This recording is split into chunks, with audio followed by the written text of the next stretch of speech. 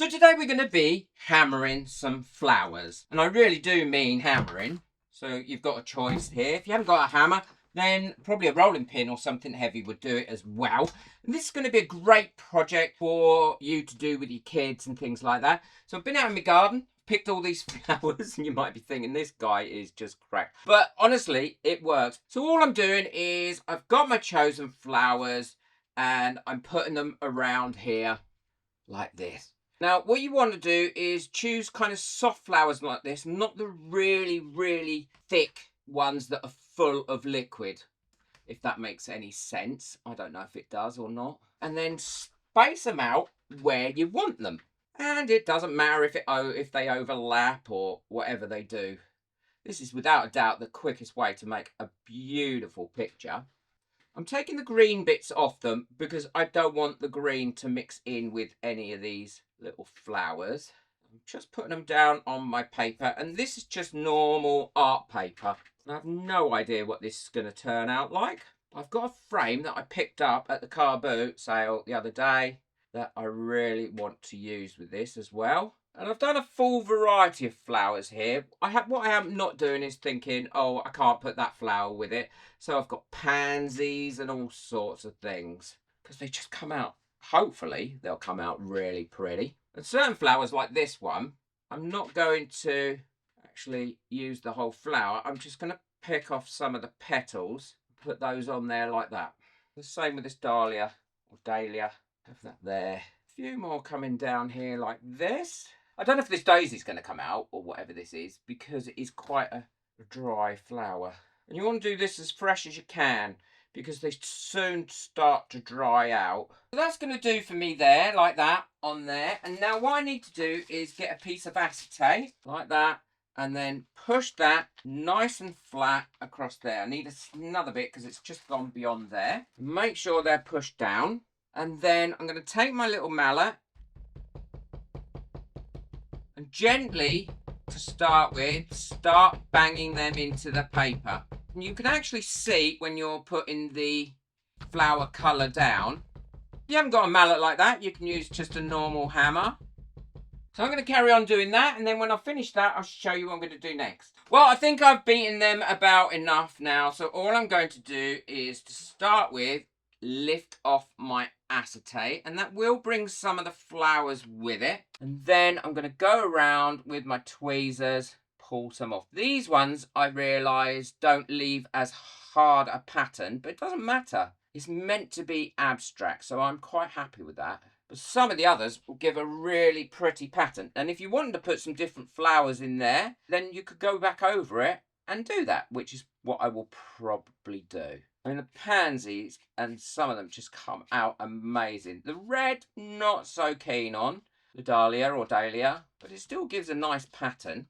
The yellow ones come out beautiful. Oh, look at that. A lot of those have come out lovely. This patch here, a bit disappointed with, so I'm going to go and find some new flowers and put on that and just go over the top of it. So I've got all my other flowers now and I've put them on there. And while I was picking these, I got called by me mum because we share a garden because mum lives here with us. She said, what are you doing? Cutting all those beautiful heads off those flowers. She said, oh, I bet you're making something. So hopefully it'll come out nice. Even at 60, you can still get told off it by your mum. So again, all I'm doing is just going over these and giving them a little tap. And then I'll show you what they look like when they're done. So now that's done, and I think you'll agree that looks so much better with those on. What I'm going to do now is give this a quick dry with my hairdryer. Make sure they're all lovely and dry. I'm going to seal it before I finish it off. I'm going to be using this yacht varnish, and it's really good varnish. So all I'm going to do is go over it quickly with this spray, like this. Going back the other side as well. Leave that about 10-15 minutes and then do another spray, and you can see it's really brought out those colours. So that's all lovely and dry now, and what I've got here is some Copic markers in different coloured greens, and all I'm going to do is I'm going to bring some kind of stems into here. I might take some through it as well to tie them in. I've got all different colours because I think that will look nicer, but I might be wrong and I might mess it up. That's all finished now. I like it a lot. And those flowers give so much detail and they look so much better once they've been sprayed, but I'm not going to spray the stems.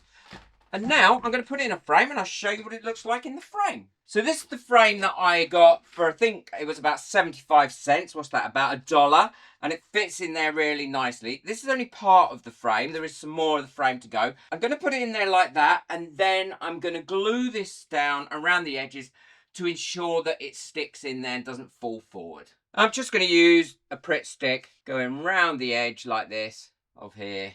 And then a big cross. Push that down.